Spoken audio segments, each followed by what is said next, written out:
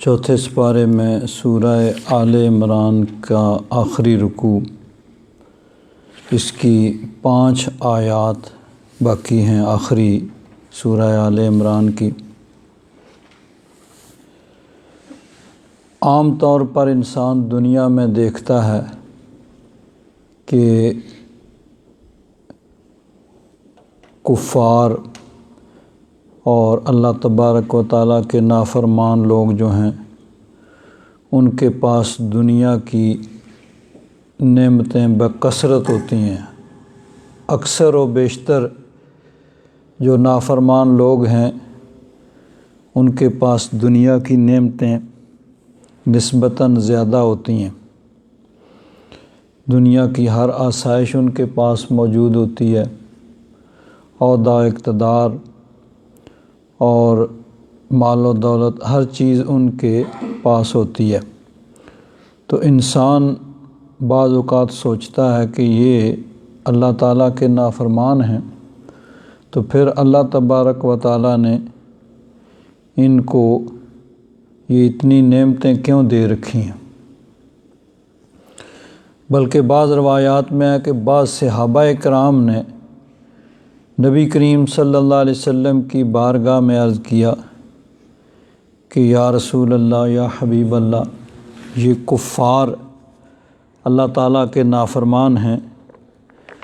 اللہ تبارک و تعالیٰ کی نافرمانی کرتے ہیں، اللہ تعالیٰ کی ذات میں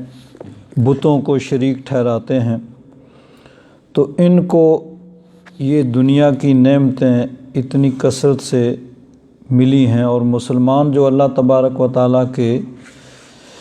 فرمان بردار ہیں ان کے پاس اتنی نعمتیں نہیں ہیں۔ تو اللہ تبارک و تعالیٰ نے ارشاد فرمایا کہ یہ دنیا کی نعمتیں، کسی کو دنیا کا مال و دولت، دنیا کی نعمتیں مل جانا، یہ کوئی اس بات کی دلیل نہیں ہے کہ وہ اللہ تعالیٰ کا پیارا ہے یا اس کی بارگاہ میں مقرب ہے، یا اللہ تبارک و تعالیٰ اس کو پسند کرتا ہے۔ اور دنیا میں کسی کی تکلیف میں مبتلا ہونا، مصیبت میں مبتلا ہونا، اس کے پاس دنیاوی نعمتوں کا نہ ہونا، مال و دولت، عہدہ، اقتدار کا نہ ہونا، نہ ہی یہ اس بات کی دلیل ہے کہ وہ اللہ تعالیٰ کی بارگاہ میں مقبول نہیں ہے اور اس کا کوئی درجہ مرتبہ نہیں ہے، یا اللہ تبارک و تعالیٰ اس کو ناپسند فرماتا ہے۔ نہیں، نہ تو مال و دولت اللہ تبارک و تعالیٰ کی محبوب ہونے کی دلیل ہے، اور نہ مال و دولت کا نہ ہونا اس سے دور ہونے اور اس کے ناپسندیدہ ہونے کے دلیل۔ اس میں اللہ تبارک و تعالیٰ کی حکمتیں ہیں۔ ہاں، اکثر و بیشتر یہی ہے کہ دنیا کے اندر نافرمان لوگوں کو دنیا میں مال و دولت، عہدہ، اقتدار، نعمتیں یہ زیادہ ملتی ہیں، تو لیکن یہ چند روزہ دنیا ہے جس کا کوئی اعتبار نہیں ہے کہ کس لمحے ختم ہو جائے، اور پھر کفار و منافقین کے لیے ہمیشہ ہمیشہ کے لیے جہنم کا عذاب ہے۔ اور جو نیک لوگ ہیں، جو اللہ تبارک و تعالیٰ کی فرما برداری کرتے ہیں، اس کے مطابق، اس حکم کے مطابق زندگی گزارتے ہیں، ان کے لیے اللہ تبارک و تعالیٰ نے ابدی، ہمیشہ رہنے والی جنتیں اور نعمتیں تیار کی ہوئی ہیں۔ تو ارشاد فرمایا، لا یغرنک تقلب الذین کفروا فی البلاد، تمہیں دھوکے میں نہ ڈالے کافروں کا شہروں میں گھومنا پھرنا، تقلب ادھر ادھر جانا، اور شہروں کے اندر ان کا پھرنا، اور نعمتیں اور مال و دولت اور یہ ساری چیزیں یہ تمہیں دھوکے میں نہ ڈالیں۔ متاع قلیل، یہ تھوڑا سا برتنا ہے، کچھ عرصہ ان سے وہ لطف اندوز ہوں گے، فائدہ اٹھائیں گے۔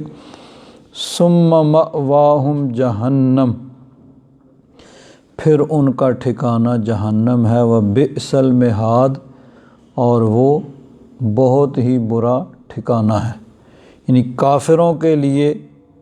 یہ دنیا کے اندر یہ نعمتیں چند روزہ ہیں اور پھر ہمیشہ ہمیشہ کے لیے انہوں نے جہنم کے اندر جانا ہے۔ تو اس لیے یہ جو ہے نا ان کا شہروں میں پھرنا اور ادھر ادھر اور نعمتیں، یہ چیزیں تمہیں دھوکے میں نہ ڈالیں۔ لا یغرنک واحد کا صیغہ ہے، بظاہر خطاب نبی کریم صلی اللہ علیہ وسلم کو ہے، لیکن اس قسم کے مواقع پہ ہر سننے والا مخاطب ہوتا ہے کہ اے سننے والے، تمہیں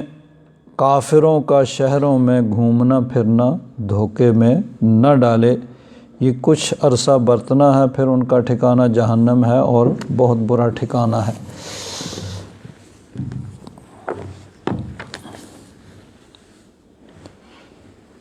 ایک حدیث پاک ہے بخاری شریف کے اندر، طویل حدیث پاک ہے، اس کا جو متعلقہ حصہ یہ ہے کہ حضرت فاروق اعظم رضی اللہ تعالیٰ عنہ حضور کی بارگاہ میں حاضر ہوئے۔ حضور بالا خانے پہ یعنی اوپر کے کمرے میں تشریف فرما تھے، تو حضرت فاروق اعظم رضی اللہ تعالیٰ عنہ فرماتے ہیں میں حضور کی بارگاہ میں حاضر ہوا تو نبی کریم صلی اللہ علیہ وسلم ایک چٹائی پر لیٹے ہوئے تھے۔ چٹائی یعنی جو کھجور کے پتوں کی بنی ہوئی تھی۔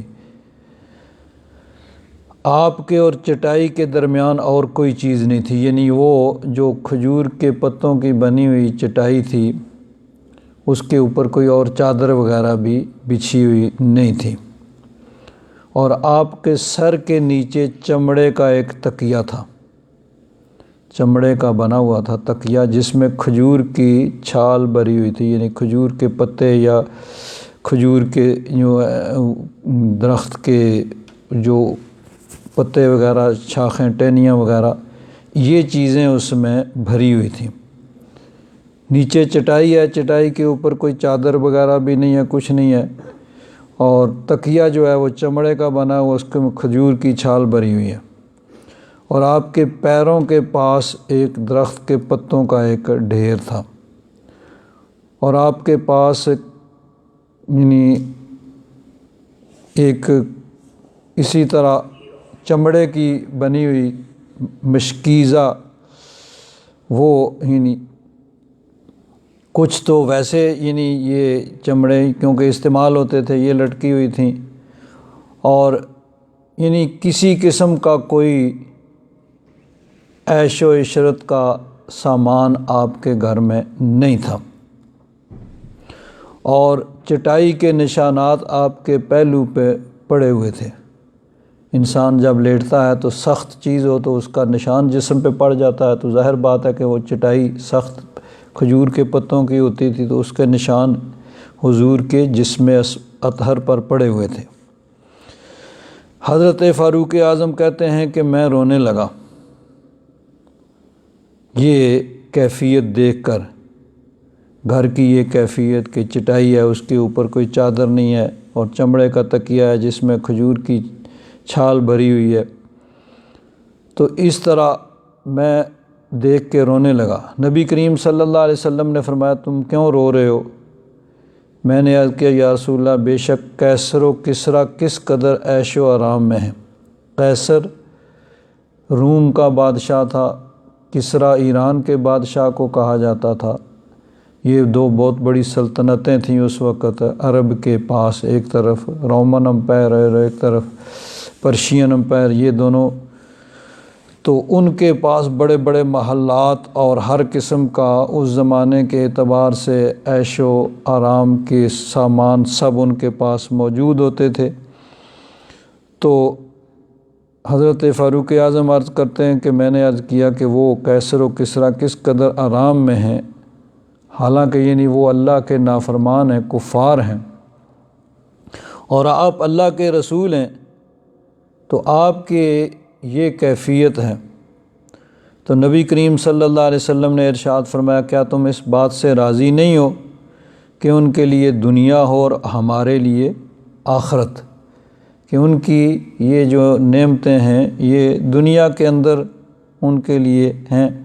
اور آخرت میں ان کا کوئی حصہ نہیں ہے، اور ہمارے لیے اللہ تبارک و تعالیٰ نے اپنے فضل و کرم سے آخرت کی نعمتیں تیار کی۔ چنانچہ قرآن پاک میں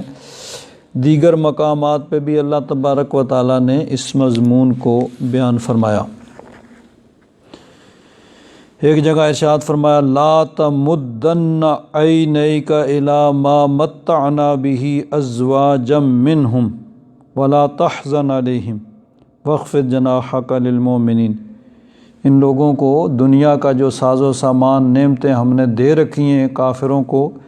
محبوب آپ آنکھ اٹھا کر بھی ان کی طرف نہیں دیکھیں اور نہ اس پہ آپ غم کھائیں۔ واخفض جناحک للمؤمنین، مومنوں پہ آپ نگاہ کرم فرمائیں، ان پہ آپ اپنی نگاہ شفقت فرمائیں۔ دوسری جگہ یہ سورہ ہجر کی آیت ہے، اور اسی طرح سورہ طٰہٰ میں بھی اللہ تبارک و تعالیٰ نے اسی مضمون کو بیان فرمایا۔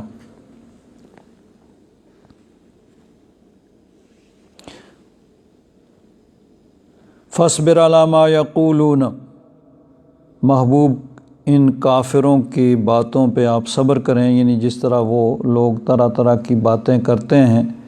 ایذا دینے والی، تکلیف پہنچانے والی، تو اس پہ آپ صبر کریں۔ وسبح بحمد ربک قبل طلوع الشمس وقبل غروبها، اور سورج کے طلوع سے پہلے اور اس کے غروب سے پہلے اللہ تعالیٰ کی تسبیح کیجیے۔ ومن آناء اللیل، اور رات کے حصوں میں فسبح، اس کی تسبیح بیان کیجیے۔ واطراف النہار، دن کے دونوں کناروں میں لعلک ترضیٰ، شاید کہ آپ راضی ہوں۔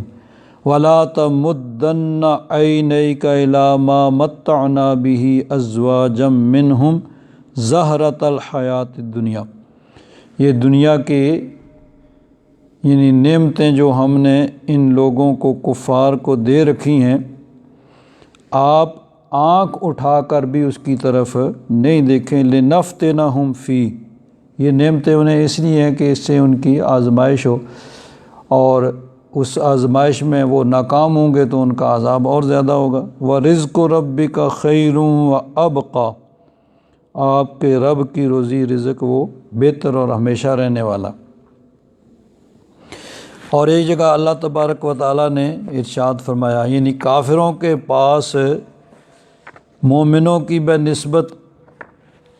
ہر دور میں ہمیشہ زیادہ نعمتیں رہی ہیں، لیکن اللہ تبارک و تعالیٰ نے فرمایا وَلَوْلَا أَن يَكُونَ النَّاسُ أُمَّةً وَاحِدَةً، اگر یہ نہ ہوتا کہ سبھی لوگ ایک ہی امت ہو جائیں گے، لَجَعَلْنَا لِمَن يَكْفُرُ بِالرَّحْمَٰنِ لِبُيُوتِهِمْ سُقُفًا مِّن فِضَّةٍ، اللہ تعالیٰ فرماتا ہے کہ جو لوگ اللہ تبارک و تعالیٰ کا انکار کرتے ہیں ان کے گھروں کی چھتیں ہم چاندی کی بنا دیتے۔ وَمَعَارِجَ عَلَيْهَا يَظْهَرُونَ، اور ان کی سیڑھیاں بھی چاندی کی ہوتی ہیں جن کے ذریعے وہ چھتوں پہ جاتے ہیں۔ وَلِبُيُوتِهِمْ أَبْوَابًا وَسُرُرًا عَلَيْهَا يَتَّكِئُونَ، اور ان کے گھروں کے دروازے بھی چاندی کے ہوتے، اور اسی طرح ان کی جو چارپائیاں ہیں وہ بھی چاندی کی جن کے اوپر وہ تکیہ، وَزُخْرُفًا، چاندی اور زخرف کے ہوتے، اعلیٰ قسم کے، یعنی سونے چاندی اور اس طرح کی چیزوں کے ہوتے۔ تو یعنی کفار کو اس سے بھی زیادہ مال ملتا، لیکن یہ ہے کہ کہیں پھر سب لوگ اسی طرف نہ چلے جائیں۔ لیکن فرمایا وَإِن كُلُّ ذَلِكَ لَمَّا مَتَاعُ الْحَيَاةِ الدُّنْيَا، یہ تو سب اس دنیا کا سامان ہے، اس میں برتنا ہے۔ وَالْآخِرَةُ عِندَ رَبِّكَ لِلْمُتَّقِينَ، اور آخرت آپ کے رب کے پاس متقین کے لیے ہے۔ تو یہ دنیا کے اندر ان نعمتوں کا ملنا یہ اللہ تبارک و تعالیٰ کی طرف سے گویا کہ ایک آزمائش ہے۔ ایک اور حدیث پاک میں یہ بھی حضرت فاروق اعظم رضی اللہ تعالیٰ عنہ سے اسی طرح مروی ہے، اس کا بھی وہی مضمون ہے۔ حضرت فاروق اعظم عرض کرتے ہیں کہ میں نے نظر اٹھا کے دیکھا تو گھر کے اندر یہی چیزیں مجھے معلوم ہوئیں، یعنی یہی جو جن کا پچھلی حدیث میں ذکر ہوا کہ حضور چٹائی پہ لیٹے ہوئے ہیں، اس کے اوپر کوئی اور چیز نہیں ہے، اور تکیہ ہے کھجور کی، یعنی چمڑے کا تکیہ، اس میں کھجور کی چھال بھری ہوئی ہے۔ تو حضرت فاروق اعظم عرض کرتے ہیں کہ میں نے عرض کیا کہ دعا کیجیے اللہ تبارک و تعالیٰ آپ کی امت پر وسعت کرے، کیونکہ فارس اور روم یہی وہی ایران اور روم کے جو بادشاہ ان پر وسعت کی گئی اور ان کو دنیاوی یعنی دنیا کی نعمتیں دی گئیں، حالانکہ وہ اللہ تعالیٰ کی عبادت نہیں کرتے۔ حضرت فاروق اعظم فرماتے ہیں حضور نے میری بات سنی تو آپ یعنی تکیہ لگائے ہوئے بیٹھے تھے، ارشاد فرمایا اے ابن الخطاب کیا تم کو شک ہے؟ یعنی یہ استفہام انکاری ہے کہ تمہیں کسی قسم کا شک نہیں ہے، تم سب جانتے ہو یہ وہ لوگ ہیں جن کے لیے ان کی اچھی چیزیں ان کی دنیا میں ہی دے دی گئیں، یعنی ان کا اگر کوئی بظاہر اچھا کام ہے تو اس کا صلہ ان کو دنیا کے اندر دے دیا گیا۔ چنانچہ دیکھیے قرآن پاک میں اللہ تبارک و تعالیٰ نے اس مضمون کو بھی کئی مقامات پہ بیان فرمایا۔ 26واں سپارہ ہے سورہ الاحقاف، ارشاد فرمایا وَيَوْمَ يُعْرَضُ الَّذِينَ كَفَرُوا عَلَى النَّارِ، جس دن کافر آگ پر جہنم پر پیش کیے جائیں گے اور ان سے فرمایا جائے گا اذهبتم طیباتکم فی حیاتکم الدنیا، تم اپنی اچھی چیزوں کا بدلہ دنیا میں ہی تم نے لے لیا۔ یہی وہی مضمون جو اس حدیث میں بیان ہوا، اسی آیت کا وہی مفہوم ہے، اور اسی آیت کے مطابق وہ حدیث پاک کا مفہوم ہے کہ یہ وہ لوگ ہیں جن کو ان کی اچھی چیزیں ان کی دنیا میں ہی دی دیں۔ تو جہنم پہ جب پیش کیا جائے گا تو ان سے کہا جائے گا اذهبتم طیباتکم فی حیاتکم الدنیا واستمتعتم بہا، تم نے اپنے اچھائیوں کا بدلہ دنیا کی زندگی میں لے لیا، خوب ان سے فائدہ لے لیا۔ فَالْيَوْمَ تُجْزَوْنَ عَذَابَ الْهُونِ، آج تمہیں ذلت کا عذاب دیا جائے گا، بِمَا كُنْتُمْ تَسْتَكْبِرُونَ فِي الْأَرْضِ بِغَيْرِ، کہ زمین میں تم ناحق اکڑتے تھے، تکبر کرتے تھے، وَبِمَا كُنْتُمْ تَفْسُقُونَ، اور تم نافرمانی کرتے تھے۔ تو یعنی اگر کو تو تم نے بظاہر جو اچھائی کی تھی اس کا بدلہ تو تمہیں دنیا میں مل گیا، اور تمہارے نافرمانیوں کا بدلہ جو ہے اب اس کا تمہیں عذاب ذلت کی صورت میں ملے گا۔ اسی طرح سورہ ہود میں بھی اللہ تبارک و تعالیٰ نے اس مضمون کو بیان فرمایا۔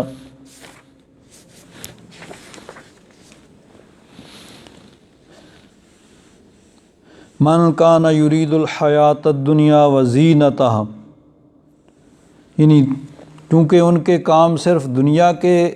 ظاہری دنیا کے لیے ہی ہوتے تھے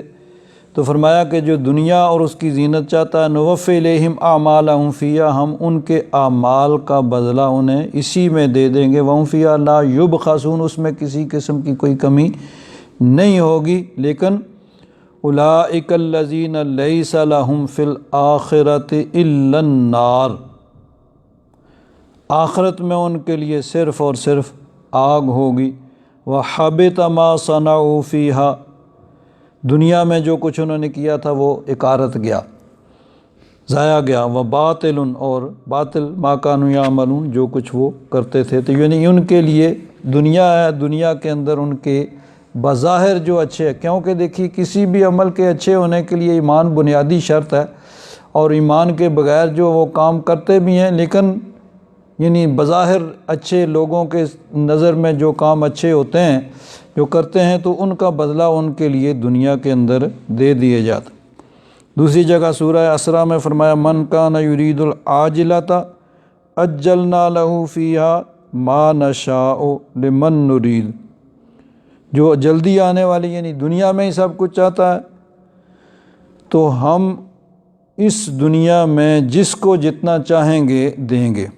ثم جعلنا لہ جہنم، لیکن پھر اس کے لیے جہنم ہوگا، یصلاھا مذموما مدحورا،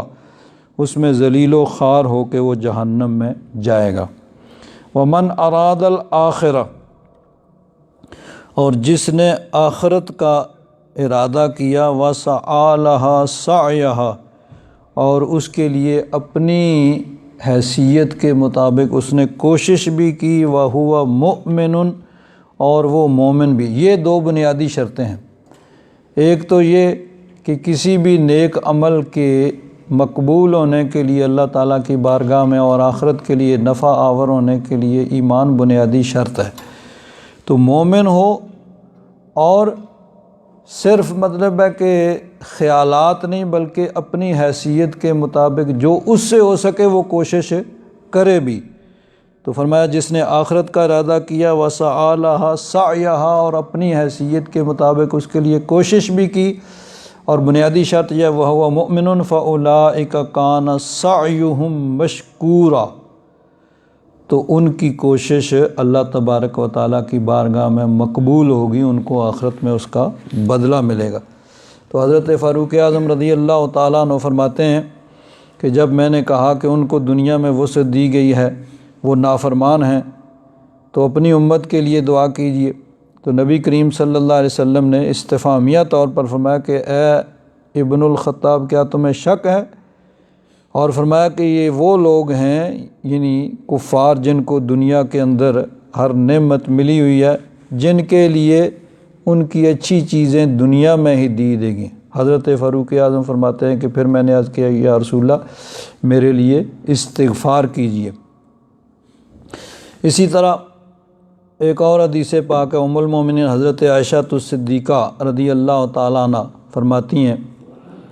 کہ نبی کریم صلی اللہ علیہ وسلم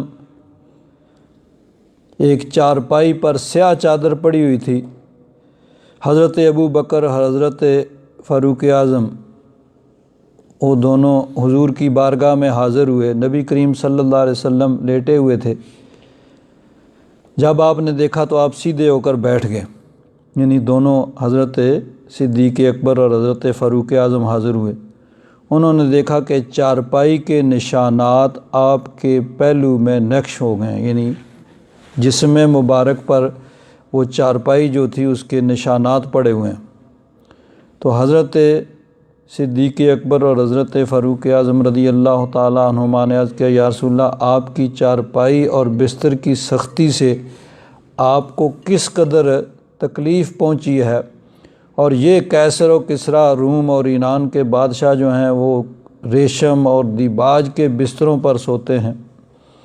تو نبی کریم صلی اللہ علیہ وسلم نے ارشاد فرمایا ایسے نہ کہو،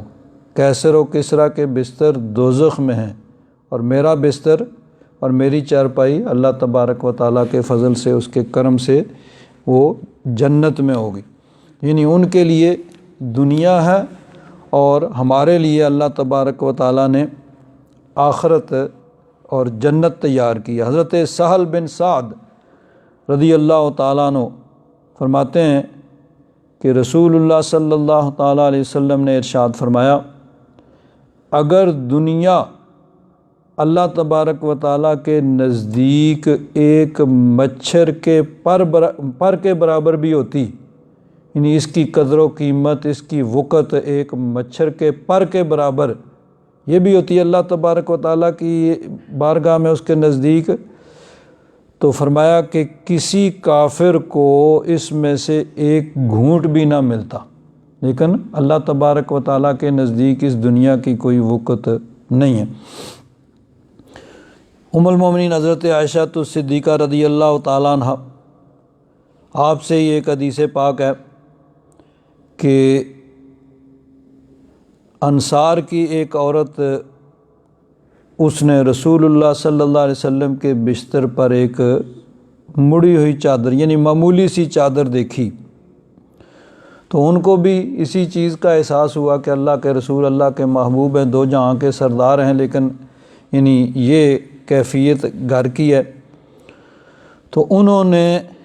ام المومنین حضرت عائشہ الصدیقہ کے پاس ایک گدا بھیجا جس میں اون بھرا ہوا تھا۔ تو فرماتی ہیں کہ رسول اللہ صلی اللہ علیہ وسلم تشریف لائے تو آپ نے دیکھا اور فرمایا کہ یہ کیا ہے؟ میں نے عرض کیا کہ فلاں عورت انصاری جو ہے وہ، یعنی قبیلہ انصار کی فلاں عورت،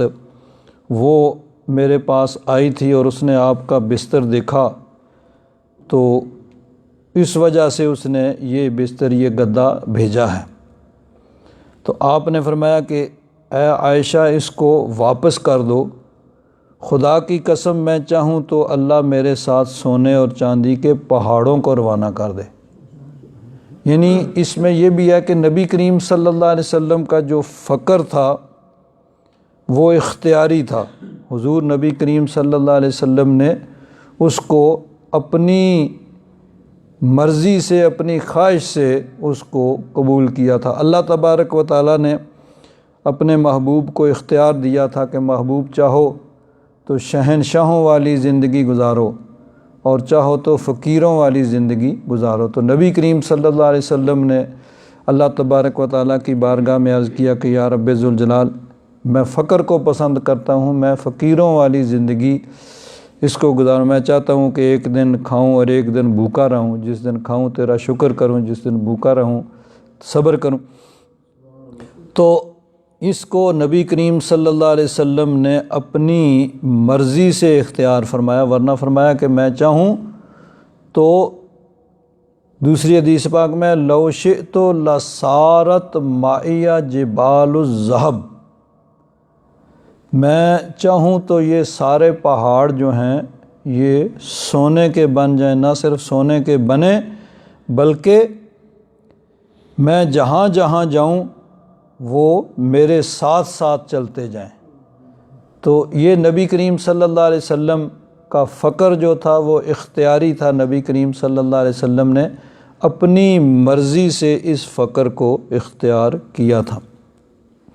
حضرت انس بن مالک رضی اللہ تعالیٰ عنہ فرماتے ہیں کہ رسول اللہ صلی اللہ تعالیٰ علیہ وسلم نے ارشاد فرمایا، اللہ کسی مومن پر ظلم نہیں کرتا، اس کی نیکی کا صلہ دنیا میں دے دیا جاتا ہے اور اس کی پوری جزا اس کو آخرت میں دی جائے گی۔ یعنی دنیا میں بھی اللہ تبارک و تعالیٰ اپنے فضل سے عطا فرماتا ہے، لیکن اصل دار الجزا جو ہے وہ آخرت ہے، آخرت میں ملے گی۔ اور فرمایا کافر نے دنیا میں اللہ کے لیے جو نیکیاں کی ہیں، یعنی اگر اس نے کوئی نیکیاں کی ہیں جو بظاہر نیکیاں ہیں، تو اس کی پوری جزا دنیا میں دے دی جاتی ہے، حتیٰ کہ جب وہ آخرت میں پہنچے گا تو اس کی کوئی ایسی نیکی نہیں ہوگی جس کی اس کو جزا دی جائے۔ تو ان کے لیے دنیا کے اندر اللہ تبارک و تعالیٰ نے ان سب کو جو کچھ یعنی ان کے اچھے اعمال جو بظاہر جن کو لوگ اچھے اعمال سمجھتے ہیں، ان کا سارا بدلہ ان کو اللہ تبارک و تعالیٰ نے دنیا کے اندر دے دیا۔ اور مومنوں کے لیے اللہ تبارک و تعالیٰ نے آخرت رکھی ہے۔ حضرت ابو ہریرہ رضی اللہ تعالیٰ عنہ فرماتے ہیں کہ رسول اللہ صلی اللہ تعالیٰ علیہ وسلم نے ارشاد فرمایا،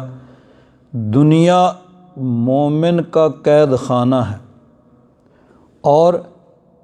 کافر کی جنت ہے۔ تو یعنی کافر کے لیے یہ دنیا جنت کی طرح ہے اور مومن کے لیے قید خانہ۔ یہاں پر یہ سوال پیدا ہو سکتا ہے کہ ٹھیک ہے، یہ بات تو درست ہے کہ اکثر و بیشتر جو نافرمان ہوتے ہیں، کفار و فساق و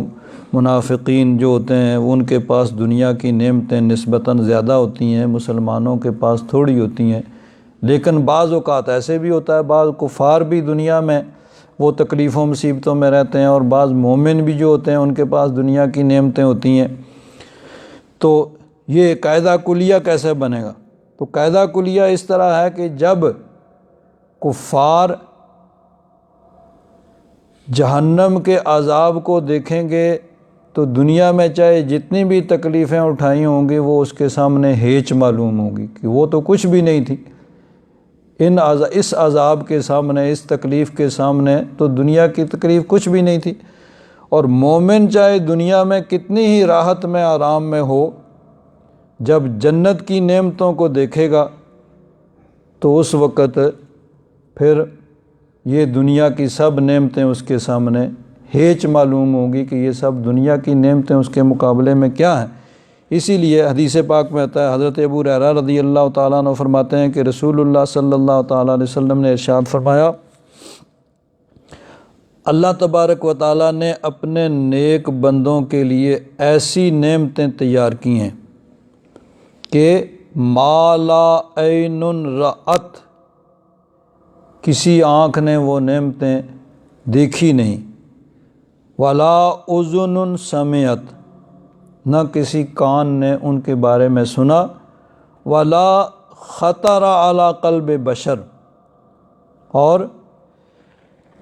دیکھنا اور سننا تو درقرار ان کا، یعنی دنیا میں تصور بھی نہیں ہو سکتا ہے، انسان پوری طرح ان کو سمجھ بھی نہیں سکتا ہے دنیا کے اندر رہتے ہوئے۔ اس طرح کی نعمتیں اللہ تبارک و تعالیٰ نے مومنین کے لیے تیار کی ہوئی ہیں۔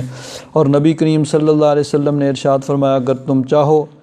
تو قرآن پاک کی اس آیت کو پڑھ لو۔ اللہ تبارک و تعالیٰ نے ارشاد فرمایا، فَلَا تَعْلَمُ نَفْسٌ مَا أُخْفِيَ لَهُمْ، کوئی جان یہ نہیں جانتی کہ ما اخفی لہم من قرۃ اعین، کہ کیسی آنکھوں کی ٹھنڈک اس کے لیے تیار کی گئی ہے، جزاء بما کانوا یعملون، یہ بدلہ ہے اس کا جو دنیا میں کرتے ہیں۔ یعنی اللہ تبارک و تعالیٰ نے ایسی ایسی نعمتیں جنت کے اندر تیار کی ہیں کہ دنیا میں نہ کسی آنکھ نے دیکھی، نہ کسی کان نے سنی، اور آنکھ کان دیکھ سن کیسے سکتے ہیں کہ ان کا تو انسان تصور بھی دنیا میں نہیں کر سکتا۔ اس طرح کی اللہ تبارک و تعالیٰ نے نعمتیں تیار کی ہیں۔ تو اللہ تبارک و تعالیٰ نے ارشاد فرمایا، لا یغرنک تقلب الذین کفروا فی البلاد، محبوب حضور کو خطاب ہے، اور حضور کے ذریعے حضور کی ساری امت کو، اور اس طرح کے مواقع پہ یعنی ہر سننے والا، تو اس کا ترجمہ اعلیٰ حضرت فاضل بریلوی رضی اللہ تعالیٰ عنہ نے اس طرح کیا، اے سننے والے کسے باشد، اے سننے والے کوئی بھی ہو، لا یغرنک تقلب الذین کفروا فی البلاد، کافروں کا دنیا میں گھومنا پھرنا یہ تمہیں دھوکے میں نہ ڈالے۔ یعنی نبی کریم صلی اللہ علیہ وسلم کو تو اس کے بارے میں کسی قسم کا کوئی شک شبہ نہیں ہو سکتا تھا نا، تو اس سے عام لوگ جو ہیں وہ مخاطب ہیں کہ کافروں کے پاس نعمتوں کا ہونا اور آسائش کا ہونا اور شہروں میں پرامن ان کا پھرنا، اور یہ ساری چیزیں تمہیں دھوکے میں نہ ڈالیں۔ متاع قلیل، یہ تھوڑا سا دنیا کا سامان ہے، ثم مأواہم جہنم، پھر ان کا ٹھکانہ جہنم ہے، وبئس المہاد، اور یہ بہت ہی برا ٹھکانہ۔ ہاں لیکن الذین اتقوا ربہم، ہاں جو رب سے ڈرے، جنہوں نے تقوی اور پرہیزگاری کو اختیار کیا، اللہ تبارک و تعالیٰ کی فرما برداری کے اندر زندگی گزاری، اور اس پہ اللہ تعالیٰ کی فرما برداری میں ان پر اگر کوئی تکلیف آئی تو اس کو خندہ پیشانی سے برداشت کیا، مصائب کو انہوں نے گلے لگایا، اس کے لیے لوگوں کی باتیں بھی سنی، جو بھی ہوا انہوں نے اللہ تعالیٰ کی فرما برداری کے لیے انہوں نے ہر تکلیف اور مصیبت کو برداشت کیا۔ تو لیکن الذین اتقوا ربہم، ہاں جو اپنے رب سے ڈرنے والے ہیں، لہم جنات، ان کے لیے جنتیں ہیں، تجری من تحتہا الانہار، جن کے نیچے نہریں بہہ رہی ہیں، خالدین فیہا، ہمیشہ ہمیشہ اس میں رہیں گے، نزلا من عند اللہ، یہ اللہ تبارک و تعالیٰ کی طرف سے مہمانی ہے۔ نزل اس کھانے کو یا اس چیز کو کہتے ہیں جو کسی مہمان کے لیے تیار کی جائے، تو گویا اللہ تبارک و تعالیٰ نے اپنا کرم اور فضل فرماتے ہوئے فرمایا کہ وہ میرے مہمان ہوں گے، میں ان کا میزبان ہوں گا، اور میری طرف سے ان کے لیے مہمانی تیار ہوگی، نزلا من عند اللہ۔ یہ اللہ تبارک و تعالیٰ نے جو جنت اور اس کی نعمتیں تیار کر رکھی ہیں، یہ اللہ تبارک و تعالیٰ کی طرف سے میزبانی ہے۔ وَمَا عِندَ اللَّهِ خَيْرٌ لِلْأَبْرَارِ، اور جو اللہ تبارک و تعالیٰ کے پاس ہے وہ ابرار کے لیے، نیک لوگوں کے لیے بہت بہتر ہے۔ وَإِنَّ مِنْ أَهْلِ الْكِتَابِ، اور کچھ اہل کتاب ہیں، لَمَن يُؤْمِنُ بِاللَّهِ، جو اللہ تبارک و تعالیٰ پر ایمان لاتے ہیں۔ اب اہل کتاب کہا جاتا ہے عیسائیوں کو اور یہودیوں کو، یہودی اور عیسائی، ان کے لیے قرآن پاک نے اہل کتاب یہ ان کے لیے لفظ استعمال فرمایا، یعنی یہ اصطلاح صرف یہودیوں اور عیسائیوں، حالانکہ کافر ہونے میں وہ بھی دوسروں کے ساتھ برابر ہیں کہ نبی کریم صلی اللہ علیہ وسلم نے جب اعلان نبوت فرمایا تو حضور کے اعلان نبوت کے بعد جس کے پاس حضور کے نبوت کی خبر پہنچی،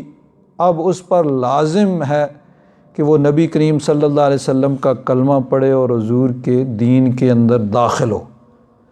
تو جو حضور کی نبوت اور رسالت کو کما حق ہو نہیں مانتا جس طرح ماننے کا حق ہے، تو وہ کافر ہے، چاہے وہ بتوں کا پجاری ہو، چاہے وہ یہودیت کا ماننے والا ہو، چاہے عیسائیت کا ماننے والا ہو۔ نبی کریم صلی اللہ علیہ وسلم کی تشریف آوری حضور کے اعلان نبوت سے پہلے تک حضرت عیسیٰ علیہ السلام کا جو دین تھا عیسائیت، وہ اس وقت تک قابل قبول تھا، یعنی اصل عیسائیت جو حضرت عیسیٰ علیہ السلام جو لائے تھے، جو دین اور مذہب۔ ویسے تو حضرت عیسیٰ علیہ السلام کے بعد ان کے ماننے والوں نے اس میں تبدیلیاں کر دیں اور ایک خدا کے 3 خدا بنا دیے اور کیا کیا، تو لیکن اصل جو تعلیمات تھی وہ کہیں کہیں لوگ کوئی غاروں میں بیٹھے ہوئے تھے ان کے پاس جو اللہ تعالیٰ کی توحید کا اقرار کرنے والے تھے اور جو اصل تعلیمات تھیں ان کو ماننے والے تھے۔ تو حضور کی تشریف آوری تک، حضور کے اعلان نبوت تک وہ قابل قبول تھا کہ جو حضرت عیسیٰ علیہ السلام کی اصل تعلیمات پر عمل کرنے والے ہیں وہ مومن ہیں اور نجات یافتہ ہوں گے۔ لیکن حضور کی تشریف آوری، حضور کے اعلان نبوت کے بعد پہلے جتنے دین سے وہ سب کے سب منسوخ ہو گئے۔ اب اس کے بعد اصل عیسائیت پر بھی عمل جو ہے وہ کسی کے لیے وہ نجات کا ذریعہ نہیں بن سکتا۔ اب نبی کریم صلی اللہ علیہ وسلم کا دین، حضور کا کلمہ پڑھنا اور حضور کے دین میں داخل ہونا، حضور کی غلامی ہی نجات کا ذریعہ ہے۔ لیکن بہرحال پھر بھی عیسائیوں اور یہودیوں کو بعض معاملات میں دوسروں سے الگ رکھا گیا کہ مشرکوں سے، کافروں سے، یعنی ان سے الگ رکھا گیا اور ان کے لیے اہل کتاب کی اصطلاح جو ہے استعمال کی گئی۔ قرآن پاک میں بار بار جا بجا یہ اہل کتاب کی اصطلاح، اس سے مراد یہودی اور عیسائی، یہودیت کو ماننے والے اور عیسائیت کو ماننے والے وہ مراد ہیں۔ بعض احکام میں یہ ان سے مختلف بھی ہوتے ہیں، مثلاً اگر کوئی عیسائی یا یہودی وہ اللہ تعالیٰ کا نام لے کر جانور ذبح کرے گا تو اس کا ذبیحہ اسلام میں حلال ہے۔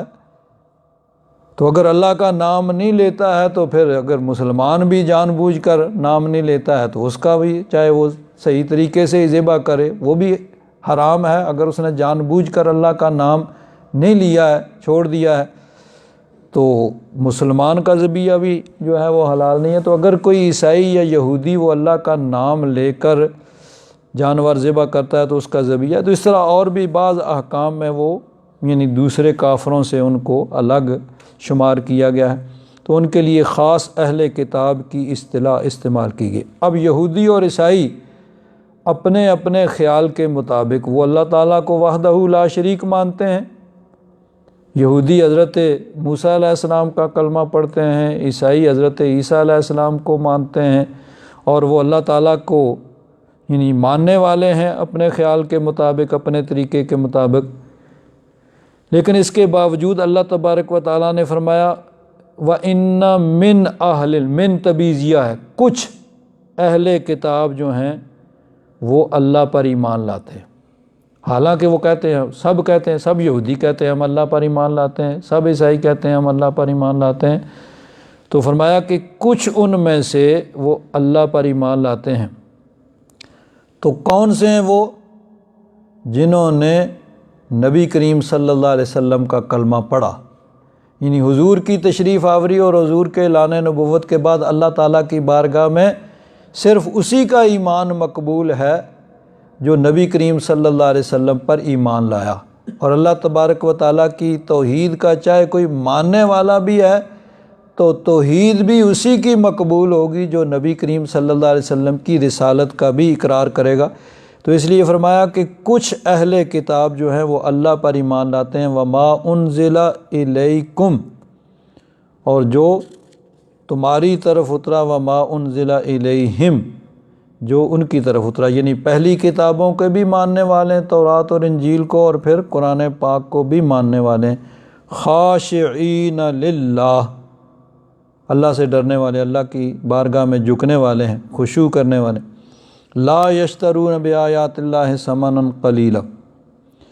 اب اس سے مراد کون ہیں؟ بعض روایات میں کہ اس سے مراد نجاشی ہے۔ نجاشی حبشہ کا بادشاہ تھا، حبشہ جس کو آج کل ایتھوپیا کہا جاتا ہے۔ عرب سے بحر احمر جو سمندر ہے اس کو عبور کر کے دوسری طرف افریقہ کی جانب یہ ملک تھا، حبشہ کا ملک، تو وہاں کا وہ بادشاہ تھا۔ نبی کریم صلی اللہ علیہ وسلم کے کچھ صحابہ، جن میں حضور کے چچا زاد بھائی حضرت علی کے بھائی حضرت جعفر طیار بھی تھے، اور حضرت عثمان غنی یہ بھی تھے، اور حضور کی بیٹی حضرت رقیہ جو ان کے نکاح میں تھیں یہ بھی تھے، اور لوگ تھے۔ یہ ہجرت کر کے مکہ شریف سے حبشہ چلے گئے۔ جب مکہ میں کفار نے مسلمانوں کو زیادہ ہی پریشان کیا، زیادہ ہی تنگ کیا، زیادہ تکلیفیں پہنچائیں، تو حضور نے ان کو اجازت دی، بھائی ٹھیک ہے تم کہیں اور چلے جاؤ اور وہاں اللہ کی عبادت کرو۔ تو وہاں سے وہ حبشہ چلے گئے، یعنی کشتی کے ذریعے سمندر کو عبور کر کے حبشہ چلے گئے، اور حبشہ میں جا کے وہ آرام سکون سے اللہ تعالیٰ کی عبادت کرنے لگے۔ وہ نجاشی جو تھا، نجاشی یعنی اس کا لقب تھا، جس طرح صدر کہا جاتا ہے اس زمانے میں، قیصر کہا جاتا تھا روم کے بادشاہ کو، جو بھی آئے اس کو قیصر، یعنی وہ بادشاہ جو بھی ہوتا تھا اس کو قیصر کہا جاتا تھا۔ ایران کا جو بھی بادشاہ ہوتا تھا اس کو کسریٰ کہا جاتا تھا، تو حبشہ کا جو بادشاہ ہوتا تھا اس کو نجاشی کہا جاتا تھا، یعنی یہ نام نہیں تھا بلکہ اس کا عہدہ تھا، جس طرح آج صدر کہہ لیں۔ تو وہ حبشہ کا بادشاہ جو تھا وہ عیسائی مذہب کا ماننے والا تھا۔ وہاں مسلمان آرام سکون سے اللہ کی عبادت کرتے ہیں۔ مکہ کے کافروں کو یہ بات اچھی نہ لگی کہ ہم یہاں پر تو ان کو پریشان کرتے تھے، تنگ کرتے تھے، تکلیفیں پہنچاتے تھے، اب وہ حبشہ میں جا کے آرام سکون سے رہ رہے ہیں۔ تو انہوں نے 2 آدمیوں کا ایک وفد تیار کیا، ایک ڈیلیگیشن تیار کیا کہ نجاشی کے پاس جا کے تحفے تحائف دے کے ان کو کہے کہ ان لوگوں کو اپنے ملک سے نکال دو۔ وہ گئے اور جا کے انہوں نے نجاشی سے بات چیت کی۔ پہلے تو اس کے جو مصاحب تھے، وزیر تھے، مشیر تھے، ان سے ملے، ان کو تحفے تحائف پیش کیے اور ان کو اپنی بات پیش کی کہ ہم اس لیے آئے ہیں، تو ہم بادشاہ کے جب پاس اپنی بات پیش کریں تو تم لوگوں نے ہماری حمایت کرنی ہے، بھئی ہاں یہ لوگ ٹھیک کہہ رہے ہیں، تو اس لیے ان لوگوں کو یہاں سے اپنے ملک سے نکال دیا جائے۔ انہوں نے بادشاہ سے کہا کہ یہ لوگ، انہوں نے مکہ میں ہمارے ملک میں فتنہ پیدا کیا، گھر گھر میں لڑائی ہے، یہ ہے وہ ہے، انہوں نے نیا مذہب اختیار کیا جس کی وجہ سے ہمارے ملک کا سکون جو ہے وہ تباہ ہو گیا، تو اب وہاں سے آ کے آپ کے ملک میں آئیں تو یہاں بھی یہ بے سکونی پیدا کریں گے، یہاں بھی فساد پیدا کریں گے، تو ان کو اپنے ملک سے نکال دیا جائے۔ اب اس کے وزیر مشیر جو تھے، چونکہ ان کو پہلے انہوں نے تیار کیا ہوا تھا، تحفے تحائف بھی دیے ہوئے تھے، تو انہوں نے بھی کہا ہاں بادشاہ سلامت ان کو نکال دینا چاہیے، انہوں نے اپنے ملک میں بھی فساد پھیلایا، یہاں بھی فساد پھیلائیں گے۔ تو بادشاہ نے کہا بھئی میں نے ابھی ایک طرف کی بات سنی ہے، ایک طرف کی بات سن کے تو فیصلہ نہیں کیا جا سکتا، پہلے میں ان کی بات بھی سنوں گا، تو ان کی بات سن کے پھر کوئی فیصلہ کروں گا۔ چنانچہ مسلمانوں کو بلایا گیا، مسلمانوں کے نمائندہ کے طور پر حضرت جعفر طیار، جن کا ابھی ذکر کیا، حضور کے چچا کے بیٹے ہیں، ابو طالب کے، اور حضرت علی کے بھائی ہیں۔ وہ نمائندہ کے طور پر انہوں نے گفتگو کی۔ بادشاہ نے پوچھا کہ تمہارا دین اور مذہب کیا ہے، اور کیا جن کا تم کلمہ پڑھتے ہو تمہیں کیا سکھاتے ہیں؟ حضرت جعفر طیار نے کہا کہ بادشاہ ہم کافر تھے، مشرک تھے، بتوں کی پوجا کرتے تھے، مردار کھاتے تھے۔ اللہ تعالیٰ نے مہربانی کی، اللہ تعالیٰ نے اپنے نبی کو بھیجا جنہوں نے ہمیں تبلیغ کی اور ہمیں اللہ تبارک و تعالیٰ کی توحید سکھائی۔ وہ نیکی کا حکم دیتے ہیں، برائی سے روکتے ہیں، رشتہ داروں کے ساتھ، ہمسایوں کے ساتھ اچھا سلوک کرنے کا حکم دیتے ہیں۔ یعنی نیکی کا حکم، جو جو اچھائیاں اسلام کے اندر ہیں اور جن جن برائیوں سے اسلام روکتا ہے ان سے یعنی وہ منع کرتے ہیں۔ بادشاہ نے سنا تو اس نے کہا بھئی یہ اس میں تو کوئی ایسی بات نہیں ہے، کوئی ایسا جرم نہیں ہے کہ ان کو یہاں سے نکالا جائے، تو یہ میرے ملک میں رہیں گے، ان کو میں یہاں سے نہیں نکالوں گا۔ اب وہ ناکام ہو کے آ کے انہوں نے سوچا کہ ایک کوشش اور کرنی چاہیے، اور بڑی خطرناک انہوں نے چال چلی۔ اب وہ چونکہ نجاشی جو تھا عیسائی تھا، تو عیسائی مذہب میں حضرت عیسیٰ علیہ السلام کو ابن اللہ کہا جاتا ہے، اللہ کا بیٹا کہا جاتا ہے۔ تو انہوں نے کہا کہ بادشاہ سے جا کے کہتے ہیں کہ یہ ان سے پوچھے کہ یہ عیسیٰ علیہ السلام کے بارے میں کیا کہتے ہیں۔ اب مسلمانوں کو بھی معلوم ہوا تو بڑی پریشانی ہوئی، بھئی ایک طرف وہ عیسائی ہے، وہ ابن اللہ مانتے، جب ہم کہیں گے اللہ کے بیٹے نہیں اللہ کے بندے ہیں تو وہ ناراض ہو جائے گا، اور اگر عیسیٰ علیہ السلام کو اللہ کا بیٹا مانتے ہیں تو پھر مسلمان نہیں رہتے، تو پھر ملک چھوڑنے کا اور اتنے دور آنے کا اور سارے کا کیا فائدہ ہوگا۔ تو بالآخر مشورہ کر کے یہی فیصلہ کیا بھئی ہم جو حق اور سچ ہے وہ بات بادشاہ کے سامنے کر دیں گے، آگے پھر دیکھا جائے گا، اگر بادشاہ نکال دے گا یا قتل کر دے گا تو مرنا تو ایک دن ہے ہی ہے، تو نکال دے گا تو اللہ کی زمین وسیع ہے۔ حضرت جعفر طیار پھر مسلمانوں کے نمائندہ کے طور پر دوسرے دن پھر حاضر ہوئے، اور انہوں نے کہا جی کہ بادشاہ سلامت ان سے پوچھیں کہ یہ عیسیٰ علیہ السلام کے بارے میں کیا نظریہ اور عقیدہ رکھتے ہیں۔ تو حضرت جعفر طیار نے سورہ مریم کی ابتدائی آیات پڑھی، اس میں حضرت عیسیٰ علیہ السلام کا، حضرت مریم کا ذکر ہے، اور حضرت عیسیٰ علیہ السلام نے خود کہا انی عبد اللہ آتانی الکتاب وجعلنی نبیّا، کہ اللہ تعالیٰ میں اللہ کا بندہ ہوں، اللہ تعالیٰ نے مجھے کتاب دی، مجھے نبی بنایا۔ تو حضرت جعفر طیار نے کہا بھئی عیسیٰ علیہ السلام اللہ کے نبی ہیں، اللہ کے بندے ہیں، اللہ کی عبادت کرنے والے ہیں۔ تو بادشاہ نے زمین سے ایک تنکا اٹھا کے کہا کہ حضرت عیسیٰ علیہ السلام اس تنکے کے برابر بھی اس سے بڑھ کے نہیں ہیں، جو انہوں نے کہا یہی حق اور سچ اور درست ہے، اور یہی اصل میں عیسیٰ علیہ السلام کی تعلیمات بھی تھیں۔ تو وہ وہاں سے ناکام ہو کے واپس آ گئے، اور اس نے کہا کہ یہ مسلمان میرے ملک میں رہیں گے۔ ایک دفعہ مسلمان وہاں سے واپس آ گئے، مسلمانوں کو یہ اطلاع ملی کہ مکہ والے مسلمان ہو گئے، لیکن جب مکہ پہنچے تو پتہ چلا کہ وہ افواہ تھی، جھوٹی خبر تھی، اور ان پہ کافروں نے اور زیادہ ظلم و ستم شروع کر دیا۔ پھر مسلمان وہاں پہ ہجرت کر کے چلے گئے، اور پھر وہاں سے مدینہ، تو وہ نجاشی جو تھا وہ مسلمان ہو گیا تھا، اس نے کلمہ پڑھا، مسلمان ہوا، اور نبی کریم صلی اللہ علیہ وسلم کے پاس اس نے اپنے اسلام کا پیغام بھیجا۔ جب حضور مدینہ منورہ تشریف لے گئے تو اس کے اسلام کا پیغام نبی کریم صلی اللہ علیہ وسلم کے پاس پہنچا۔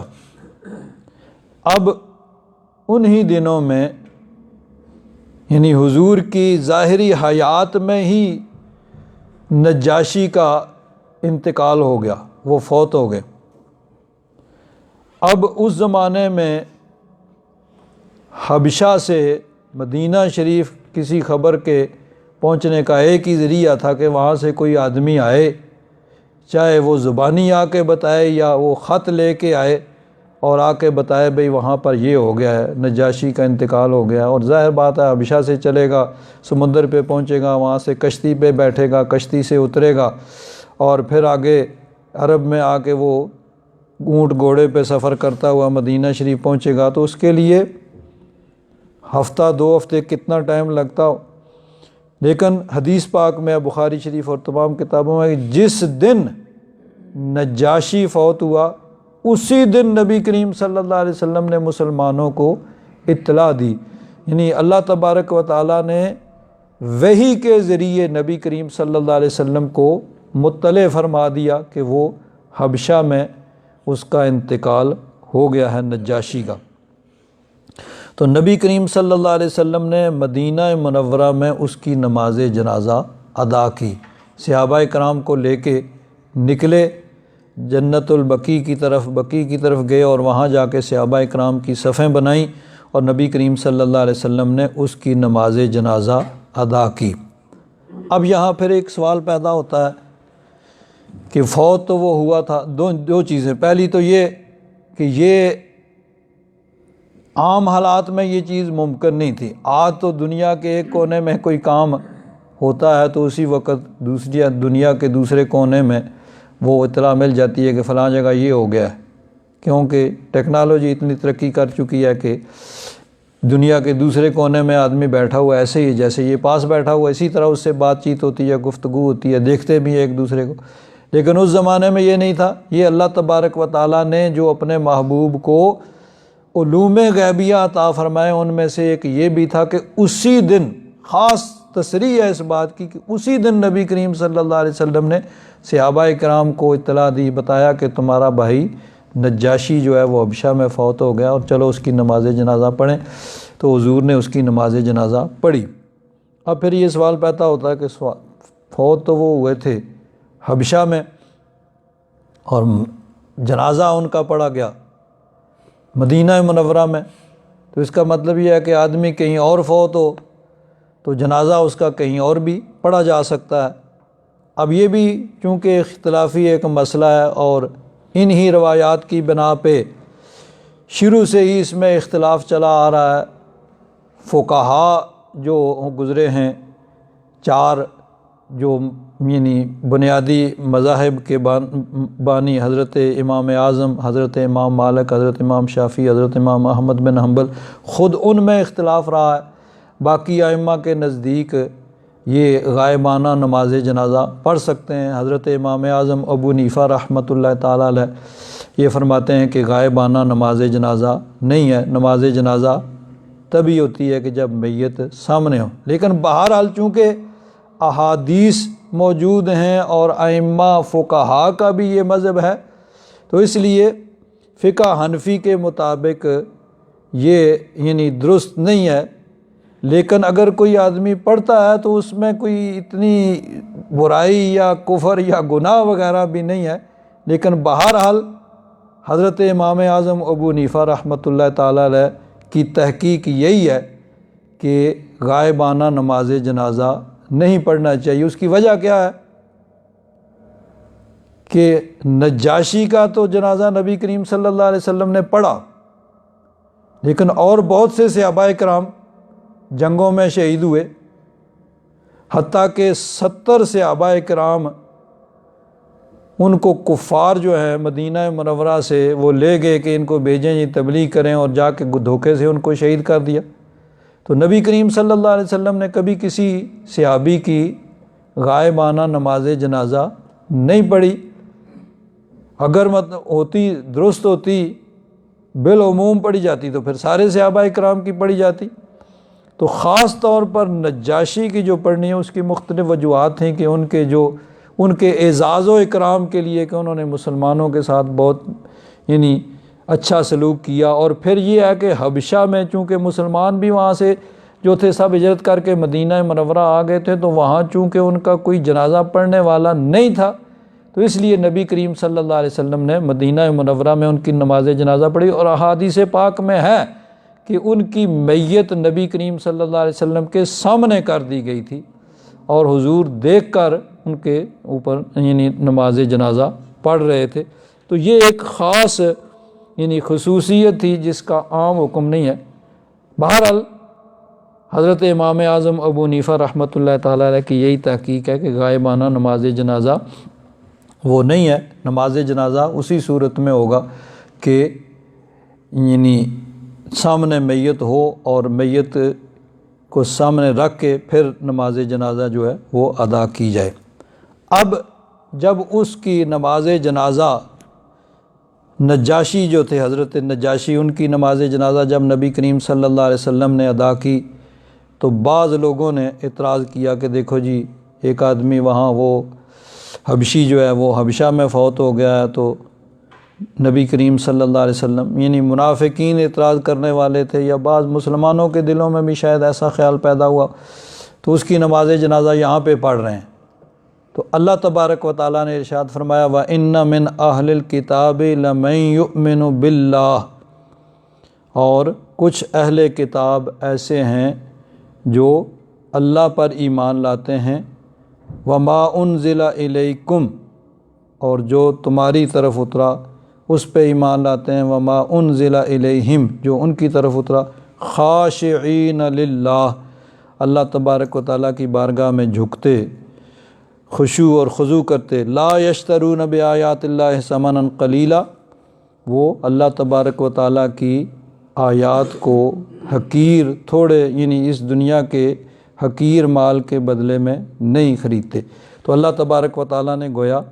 نبی کریم صلی اللہ علیہ وسلم کے اس فعل کی تحسین اور تعریف فرمائی، اور حضرت نجاشی ان کی بھی یعنی ایمان کی تعریف کی گئی۔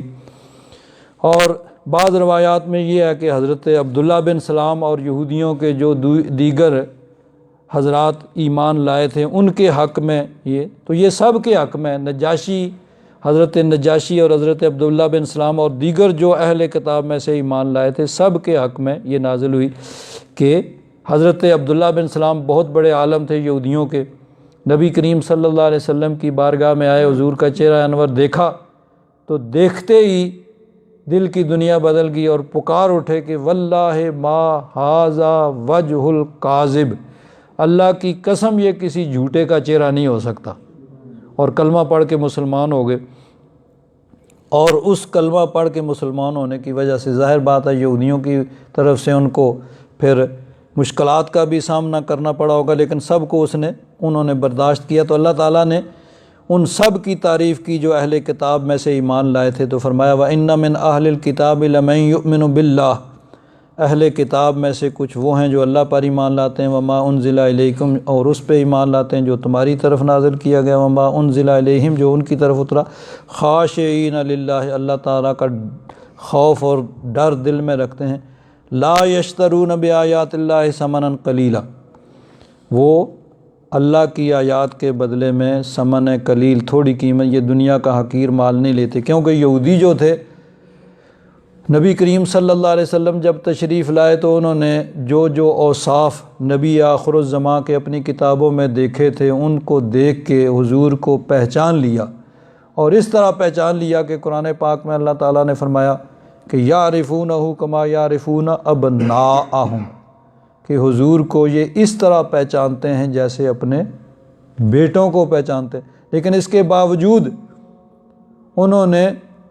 انکار کیا اور کتابوں کے اندر اس کو بدل دیا۔ کیوں؟ کہ اگر سچی بات لوگوں کو بتائیں گے تو سب لوگ حضور کا کلمہ پڑھ کے حضور پر ایمان لے آئیں گے، تو پھر ہمارا جو ہے کھانا پانی، راشن پانی، وہ بند ہو جائے گا۔ تو اس دنیا کے مال کی خاطر انہوں نے آخرت کو یعنی قربان کر دیا اور ایمان نہیں لائے، اور لوگوں کو بھی ایمان سے روکتے رہے۔ تو اللہ تعالیٰ نے فرمایا یہ جو ایمان لانے والے ہیں، لا یشترون بآیات اللہ ثمنا قلیلا، یہ اللہ کی آیات کو ثمن قلیل، تھوڑے مال، دنیا کے حقیر مال کے عوض نہیں بیچتے۔ اولئک لہم اجرہم عند ربہم، ان کے لیے ان کا اجر ہے ان کے رب کے پاس۔ ان اللہ سریع الحساب، بے شک اللہ تبارک و تعالی جلد حساب لینے والا ہے۔ یا ایھا الذین آمنوا اصبروا، اے ایمان والو صبر کرو، وصابروا، اور صبر میں یعنی اور زیادہ آگے بڑھو، ورابطوا، اور یعنی اپنے نفسوں پہ محافظ رہو، واتقوا اللہ لعلکم تفلحون، اور اللہ تبارک و تعالیٰ سے ڈرتے رہو تاکہ تم فلاح پاؤ۔ حضرت امام رازی رحمۃ اللہ تعالیٰ علیہ نے یعنی یہ اصبروا اور صابروا دونوں کا مادہ صبر ہی ہے، تو اس کے بارے میں فرماتے ہیں کہ قدرتی مصائب، مثلاً بیماری آ جاتی ہے، فقر ہے، قحط ہے، خوف ہے، یہ چیزیں جو ہیں یعنی جو قدرتی آفات ہیں ان پہ صبر کرنا، یہ اس کو کہتے ہیں اصبروا، صبر کرو۔ اور دوسرے لوگوں کی ناپسندیدہ باتوں، زیادتیوں اور ایذائیں جو ان کی طرف سے آئیں ان پہ صبر کرنا، یہ ہے صابرو، یہ دوسرا جو درجہ۔ تو دونوں چیزیں، یعنی جو قدرتی طور پر تم پہ تکالیف اور مصائب آئیں ان پہ بھی صبر کرو، اور دوسروں کی طرف سے جو تم پر تکلیفیں اور مصیبتیں آئیں ان پر بھی صبر کرو۔ تو فرماتے ہیں انسان کو اپنے گھر والوں، پڑوسیوں اور رشتہ داروں کی طرف سے جو ایذائیں پہنچتی ہیں ان پہ ضبط نفس کرنا اور ان کا بدلہ نہ لینا، یہ مصابرہ میں آتا ہے، یعنی دوسرا جو صابرو ہے۔ اور پہلا جو ہے کہ جو قدرتی آفات ہیں ان پہ صبر کرنا، وہ اصبروا کے ضمن میں آتا ہے۔ تو اس لیے اصبروا کا معنی قدرتی مصائب پہ صبر کرنا، اور صابروا کا معنی دوسروں کے ایذاؤں پہ صبر کرنا۔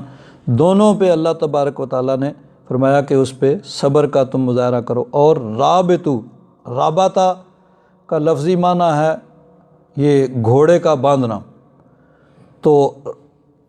قرآن پاک میں جس طرح فرمایا وَأَعِدُّوا لَهُم مَّا اسْتَطَعْتُم مِّن قُوَّةٍ وَمِن رِّبَاطِ الْخَيْلِ، کہ رباط الخیل کا معنی سرحدوں کا حفاظت کرنا، کہ سرحدوں پہ گھوڑے باندھ کے اسلامی ملک کی سرحد کی حفاظت کرنا۔ تو یہاں رابطو کا معنی ہے کہ اللہ تبارک و تعالیٰ کی رضا کے لیے تم سرحدوں کی حفاظت کرو اور دین اسلام کے لیے تم مستعد اور تیار رہو۔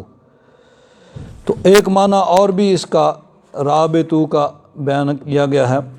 کہ اصل اس کا معنی تو وہی ہے کہ اسلامی ملک کی سرحدوں کی حفاظت کرنا، اور سرحدوں کی حفاظت کرنا اس کی بہت زیادہ فضیلت جو ہے احادیث مبارکہ میں بیان کی گئی ہے۔ اور نبی کریم صلی اللہ علیہ وسلم نے ارشاد فرمایا رباط یوم فی سبیل اللہ خیر من الدنیا و ما فیہا، ایک دن سرحد کی حفاظت کرنا وہ دنیا اور ما فیہا، جو کچھ دنیا میں اس سے بہتر ہے۔ دوسری حدیث میں رباط یوم و لیلۃ، ایک دن اور رات سرحد کی حفاظت کرنا خیر من صیام شہر و قیامہ، ایک مہینے کے روزے اور اس کے قیام سے بہتر ہے۔ لیکن ایک رباط کا معنی، یعنی اب ظاہر بات ہے کہ یہ ہر ایک کو حاصل نہیں ہو سکتا کہ ہر کوئی جا کے سرحد پہ جا کے اسلامی ملک کی حفاظت کرے۔ تو ایک اور معنی بھی حدیث میں اس کا بیان کیا گیا ہے۔ حدیث پاک میں آتا ہے نبی کریم صلی اللہ علیہ وسلم نے ارشاد فرمایا الا ادلکم ما یکفر الذنوب والخطایا، کیا میں تمہیں بتاؤں نا کہ جو گناہوں کو مٹا دیتا ہے، خطاؤں کو مٹا دیتا ہے، وہ کیا ہے؟ فرمایا اسباغ الوضوء علی المکارہ، کہ جب وضو وہ ناپسندیدہ ہو اس وقت اچھی طرح وضو کرنا، مثلا سردی ہے، پانی ٹھنڈا ہے، تو ایسے حالات میں اچھی طرح اسباغ الوضو، خوب اچھی طرح وضو کرنا۔ وانتظار الصلاۃ بعد الصلاۃ، نماز کے بعد دوسری نماز کا انتظار، کہ جب یعنی نفس پہ شاق ہو، بھاری ہو، اس وقت اچھی طرح وضو کرنا، اور ایک نماز کے بعد دوسری نماز کا انتظار کرنا، چاہے تو مسجد میں بیٹھ کے انتظار کرے، چاہے باہر جاتا ہے کوئی کام کاج بھی کرتا ہے تو توجہ اس طرف رہے کہ ابھی نماز کا وقت ہوگا تو پھر نماز پڑھنی ہے، نماز کے لیے جانا۔ تو فرمایا انتظار الصلاۃ بعد الصلاۃ، نماز کے بعد دوسری، اور فرمایا فذالکم الرباط، یہ رباط ہے، یعنی جس کو اللہ تعالیٰ نے قرآن پاک میں فرمایا رابطو، کہ یہ بھی یعنی جس کو وہ سرحد پہ جا کے حفاظت کرنے کا موقع نہیں ملتا ہے وہ یہ کرے، اللہ تبارک و تعالیٰ اس کو وہی اجر و ثواب اس پہ عطا فرما دے گا۔ الحمدللہ رب العالمین والصلاۃ والسلام علی حبیبہ سیدنا و مولانا محمد وعلی آلہ واصحابہ اجمعین۔ اللہم انک عفو کریم تحب العفو فاعف عنا یا غفور یا غفور یا غفور۔ صلی اللہ تعالیٰ علی حبیبہ سیدنا و مولانا محمد وعلی آلہ واصحابہ اجمعین برحمتک۔